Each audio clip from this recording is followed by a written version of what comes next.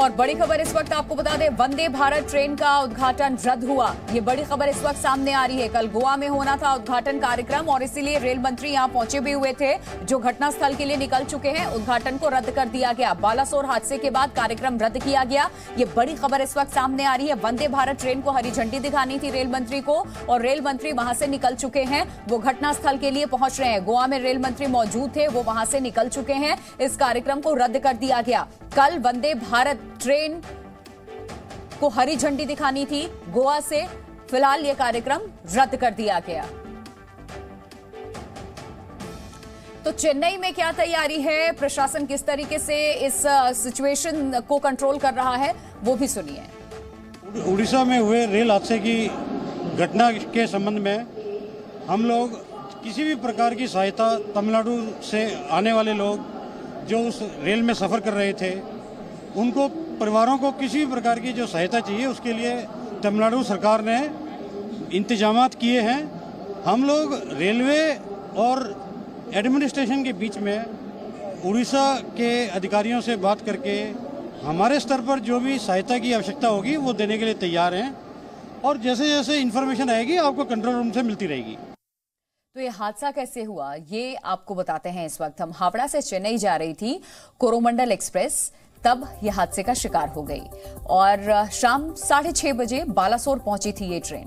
उस वक्त ये हादसा हुआ और बालासोर से आगे बहनागा के पास ये ट्रेन की जो बोगियां हैं वो डिरेल हो जाती हैं। बहनागा के पास मालगाड़ी से इसकी टक्कर होती है और मालगाड़ी से टकराई कोरोमंडल एक्सप्रेस हादसे का शिकार होती है। टक्कर के बाद पटरी से ट्रेन की जो बोगियां हैं वो उतर जाती हैं।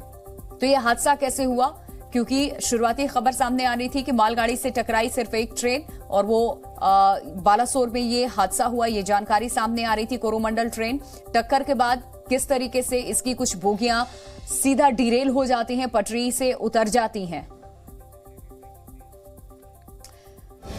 तो इस पूरे हादसे को लेकर के लगातार रेल मंत्री की नजर बनी हुई है। खबरें सामने आ रही है। रेल मंत्रालय ने मुआवजे का ऐलान भी कर दिया है। मृतक के परिवारों को 10-10 लाख का मुआवजा रेल मंत्रालय की तरफ से दिया जाएगा। गंभीर रूप से जो लोग घायल हैं उन्हें 2-2 लाख का मुआवजा दिया जाएगा। ये रेल मंत्रालय की तरफ से ऐलान किया गया है। ये फैसला लिया गया है रेल मंत्रालय की तरफ से। जो लोग इसमें ट्रैवल कर रहे थे, जिनकी जान चली गई इस हादसे में, उनके घर वालों को सहायता राशि के तौर पर 10-10 लाख रुपए रेल मंत्रालय की तरफ से दिया जाएगा मुआवजे के तौर पर और गंभीर रूप से घायलों को 2-2 लाख का मुआवजा रेल मंत्रालय की तरफ से दिया जाएगा। तो 3 से 50 लोग घायल बताए जा रहे हैं और 50 यात्रियों की मौत हो चुकी है। मरने वालों की संख्या 50 बताई जा रही है। रेस्क्यू ऑपरेशन जारी है और ये संख्या हो सकता है बढ़ भी जाए। 350 लोग घायल बताए जा रहे हैं। कई लोग बहुत ज्यादा इंजर्ड हैं, गंभीर रूप से घायल हैं और ये सुनिश्चित इस वक्त किया जा रहा है कि हॉस्पिटल में पर्याप्त उन्हें इलाज मिले जिसकी जरूरत उन्हें है। तो रेल मंत्री की तरफ से जो ट्वीट किया गया वो इस वक्त आपके सामने है। अश्विनी वैष्णव की तरफ से ट्वीट किया गया था कि किस तरीके से जो लोग इस हादसे का शिकार हुए हैं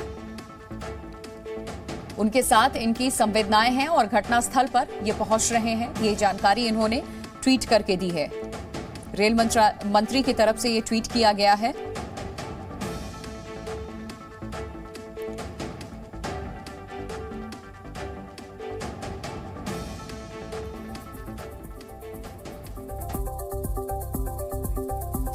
तो ये हादसा कैसे हुआ ये ग्राफिक्स के जरिए जरा समझिए। जब ट्रेन टकराई मालगाड़ी से तो कैसी इसकी जो बोगियां हैं ना सिर्फ पटरी से उल्टी, क्योंकि एक्सप्रेस ट्रेन थी, स्पीड थी इसकी, और जो आपस में बोगी है वो टकरा करके बोगी एक दूसरे बोगी के ऊपर चली जाती है और फिर वो गिरती भी है।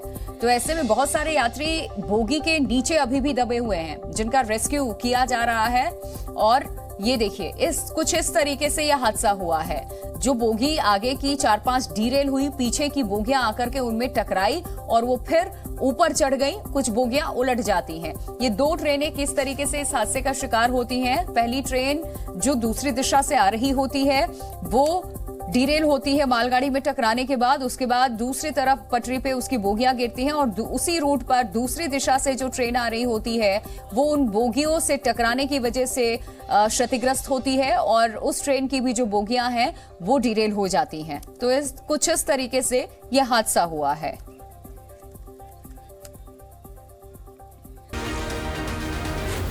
Z News।